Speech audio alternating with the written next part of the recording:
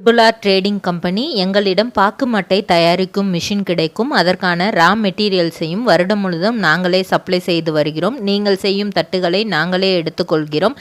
அதற்கான லோன் வசதியும் செய்து தருகிறோம்.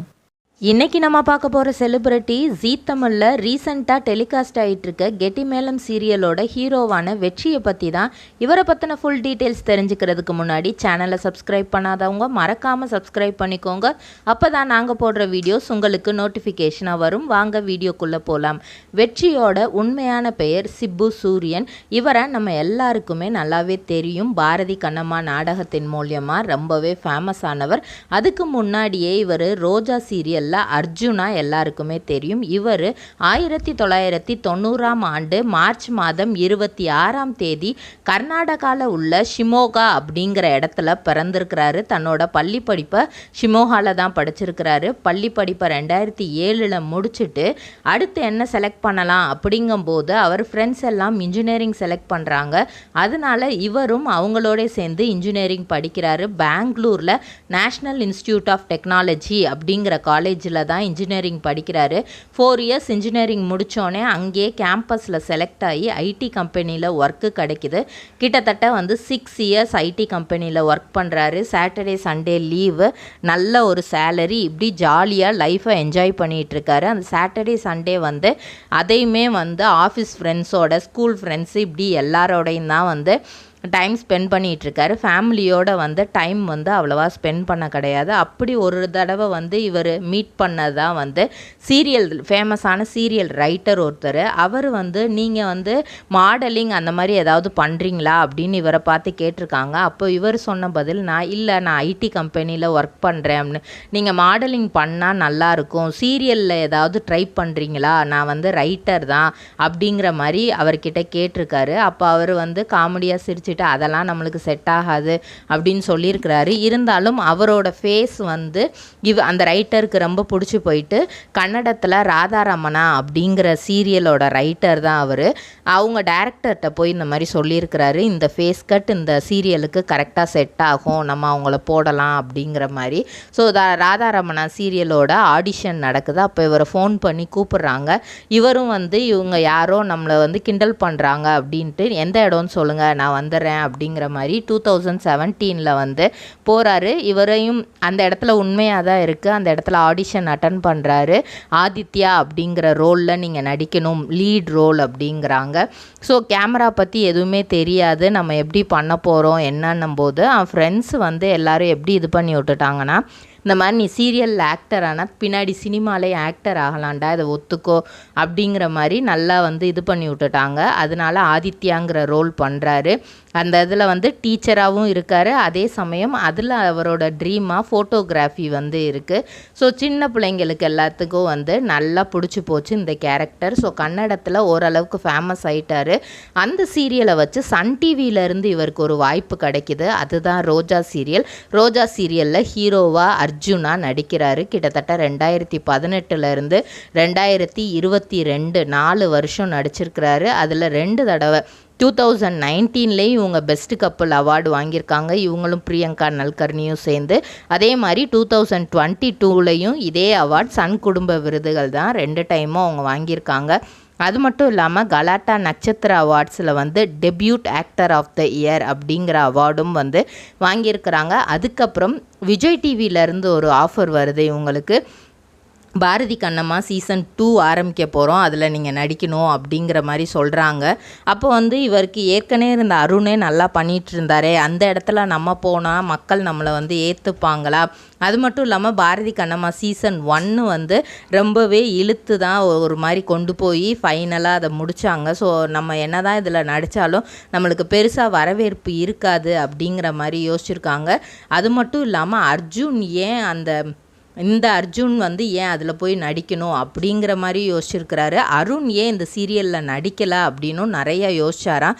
அதுக்கப்புறம் சரி வர்ற வாய்ப்பை நம்ம விட வேணாம், யார் என்ன சொன்னாலும் நடித்து தான் பார்க்கலாமே அப்படின்னு சொல்லிட்டு நடிக்கிறாங்க. அப்போது அதில் இப்போ லாஸ்ட்டாக வினுஷாவே நடிக்கிறாங்க ஹீரோயினாக. 2 பேரோட பேரும் மக்களுக்கு பிடிச்சிருச்சு. 2023 அந்த சீரியல் நடித்தார். அப்போவே அவருக்கு குழந்தையும் பிறக்குது. பையன் பேர் வந்து ஷயான், ஒய்ஃப் நேம் வந்து ஷாயின். அதுக்கப்புறம் அவருக்கு தெலுங்கில் ஒரு வாய்ப்பு கிடைக்கிது. நின்னு கோரி அப்படிங்கிற ஒரு சீரியலில் விக்ரம் அப்படிங்கிற ரோல் பண்ணுறாரு. அந்த டைமில் தான் ஜீ தமிழ்லேருந்து வீரா சீரியலில் பாண்டியன் அப்படிங்கிற ஒரு கெஸ்ட் ரோல் பண்ணணும் அப்படிங்கிறது இவருக்கு வருது. கெஸ்ட் அப்பியரன்ஸாக நான் பண்ணுறேன் அப்படிங்கிற மாதிரி ஃப்ரெண்டுக்காக பண்ணுறேன் அப்படின்னு ஒத்துக்கிட்டு தான் வந்து அந்த கெஸ்ட் அப்பியரன்ஸை பண்ணுறாரு. அதன் மூலியமாக ஜீ தமிழில் அவருக்கு வாய்ப்பு கிடைக்கிது. கெட்டி மேளம் அப்படிங்கிற சீரியல். ஸோ இதில் வந்து ஃபேமஸான நடிகைகள்லாம் நடிக்கிறாங்க. அப்படி ஒரு சீரியலில் வந்து இவருக்கு ஹீரோவாக நடிக்க வாய்ப்பு கிடைக்கிது. ஹீரோயின் வந்து நம்ம சாயா சிங் அவர்கள் துளசி அப்படிங்கிற ரோல் பண்ணுறாங்க. இவர் வந்து வெற்றி வந்து துளசியை வந்து ஒன் சைடாக லவ் பண்ணிகிட்டே இருக்கார். துளசி வந்து குடும்ப கஷ்டம், குடும்பத்தில் உள்ளதெல்லாம் ஃபேஸ் பண்ணணும், இப்படியே ஓடிட்டே இருக்காங்க. இவங்களுக்கும் துளசிக்கும் இப்போது மேரேஜ் நடக்குமா நடக்காதா அப்படிங்கிறத தான் வந்து கதைக்களமாக கொண்டு போயிட்டுருக்காங்க. இவரோட லைஃப் வந்து இப்படியே போயிடுச்சா அப்படின்னு கேட்டால் இல்லை, நிறைய ஸ்ட்ரகிள்ஸ். இவர் அந்த 6 இயர்ஸ் ஐடியில் ஒர்க் பண்ணப்போ வந்து லைஃப்னால் என்ன, ரிஜெக்ஷன்னா என்ன அப்படிங்கிறதே வந்து தெரியாமல் இருந்திருக்கு.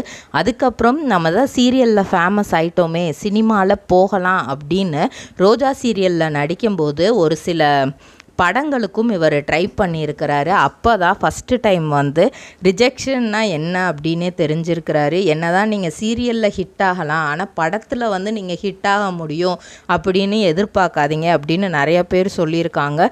எப்படியாவது வில்லன் ரோலாவது நடிச்சிடணும், ஹீரோ ரோலை விட வில்லன் ரோல் தான் எனக்கு பிடிக்கும். சீரியலில் ஃபுல்லாகவே வந்து நீங்கள் வந்து நல்ல கலராக இருக்கீங்க, ஹைட்டாக இருக்கீங்க, ஹீரோ மாடலாக தான் நீங்கள் இருக்கீங்க அப்படின்னு சொல்லிட்டு வில்லன் கேரக்டர் எனக்கு கொடுக்கறது கிடையாது, படத்துலையாவது வில்லன் ரோல் வந்து நடிக்கணும் அப்படிங்கிறது தான் என்னோட மிகப்பெரிய ஆசையாக இருக்குது.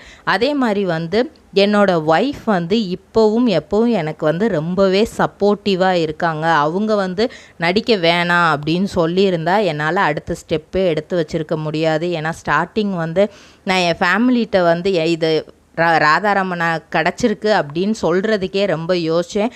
நானே வந்து இவங்க என்னை வச்சு ஏதோ காமெடி பண்ணுறாங்க அப்படின்னு தான் நினச்சேன். அந்த சீரியல் டெலிகாஸ்ட் ஆகும்போது தான் எங்கள் வீட்டில் வந்து அவ்வளோ ஆச்சரியப்பட்டாங்க. நீ ஐடி வேலை தானே பார்த்த, நீ எப்படி இதில் போய் நடித்த, எங்ககிட்ட சொல்லவே இல்லையேன்னு சொல்லிட்டு அவங்க வீட்டுக்குள்ளேயே பல சண்டைகள் வந்திருக்கு. இருந்தாலுமே வந்து அவங்க ஒய்ஃப் வந்து ரொம்பவே ஸ்போர்ட்டிவாக வந்து ஸ்டார்டிங்கில் வந்து ஃபஸ்ட்டு பார்க்கும்போது ஒரு பொசசிவாக இருந்திருக்காங்க. அதுக்கப்புறம் இப்போ அவங்களே வந்து நீ இந்த மாதிரி எல்லாம் ட்ரெஸ் காஸ்டியூம் பண்ணு, இந்த மாதிரி எல்லாம் ஸ்டைலாக இது பண்ணு, இந்த மாதிரி இது பண்ணால் மக்களுக்கு ரொம்ப பிடிக்கும், நான் வந்து ஒரு ஃபேனாக இருந்து நான் சொல்கிறேன், அந்த மாதிரி நீ பண்ண அப்படின்னா கண்டிப்பாக ஹிட்டாக இருக்கும் அப்படிங்கிற மாதிரி சொல்லியிருக்கிறாங்க. அந்த மாதிரி தான் இப்போது கெட்டிமேளம் சீரியலில் நிறையா விஷயங்கள் அவங்க ஒய்ஃபை கேட்டு தான் வந்து இவங்க பண்ணிகிட்டே இருக்காங்களாம். இந்த சீரியலுமே வந்து ஜான்வரி 20th தான் டெலிகாஸ்ட் ஆச்சு. இது வந்து ஒரு ரீமேக் சீரியல், லக்ஷ்மி நிவாசா அப்படிங்கிற சீரியலோட ரீமேக் தான் இது. ஸோ எப்படி அந்த அப்பா அம்மா வந்து தன்னோட 2 பொண்ணுங்களையும் வந்து கல்யாணம் பண்ணி கொடுத்து ஒரு சொந்த வீடு கட்டுறாங்க, அப்படி ஏற்கனவே இருந்த வீடு பறி போயிடுச்சு, இப்போ திரும்ப புதுசாக எப்படி வீடு கட்டுறாங்க இப்படிங்கிற மாதிரி கொஞ்சம் டிஃப்ரெண்ட்டாக தான் வந்து கதையை வந்து கொண்டு போயிருக்காங்க. இவரும் வந்து அதில் ரொம்பவே என்ஜாய் பண்ணி நடிச்சிட்ருக்காராம். இவரோட பையனை ரீசண்டாக தான் தன்னோட சோஷியல் மீடியா சைடில் வந்து கொண்டு வந்துட்டுருக்காரு. அவரோட ஃபோட்டோஸ் எல்லாம் அப்லோட் பண்ணிகிட்ருக்காரு. ஒய்ஃபோட ஃபோட்டோஸ் வந்து ரேராக தான் அப்லோட் பண்ணுவாங்களாம். அது அவங்களே வந்து அவங்க ஒய்ஃபே அதை பெருசாக வந்து விரும்ப மாட்டாங்களாம். நீ உன்னோட ப்ரொஃபஷன், அது நீ பண்ணிக்கோ, நான் வந்து குழந்தைய என்ன மாதிரி வளர்க்கணுன்னு நினைக்கிறேனோ அந்த மாதிரி நான் டிசிப்ளின்டாக வளர்த்துக்கிறேன், சினிமா ஃபீல்டு வந்து குழந்தைக்கு வேண்டாம் அப்படிங்கிறத தான் எப்போவுமே அவங்க சொல்லுவாங்களாம். அந்தந்த ஏஜில் அந்தந்த இது பிரகாரம் இருக்கட்டும், இப்போது அவன் குழந்தையாகவே இருக்கட்டும் அப்படிங்கிற மாதிரி சொல்லியிருக்கிறாங்க. இப்போது கெட்டிமேளம் சீரியலில் மகேஷ் அப்படின்னு நடிக்கிறது வந்து நம்ம அன்பேவா சீரியல் ஹீரோ தான். அவங்க வந்து நம்ம துளசியோட தங்கச்சி ஹஸ்பண்டாக நடிக்கிறாங்க. மகேஷும் வெற்றியும் சேர்ந்து தான் வந்து அந்த சிலையை காப்பாற்றிட்டு வந்து இப்போது வந்து துளசியை வந்து திருமணம் செஞ்சுக்கிருவாங்களா, இல்லை வந்து இந்த கல்யாணம் நின்றுமா அப்படிங்கிற மாதிரி ரொம்ப சீரியஸாக தான் எபிசோடை கொண்டு போயிட்டுருக்காங்க. இதே மாதிரி பல செலிப்ரிட்டிஸோட பயோகிராஃபி தெரிஞ்சுக்கிற சேனலை மறக்காமல் சப்ஸ்கிரைப் பண்ணிக்கோங்க.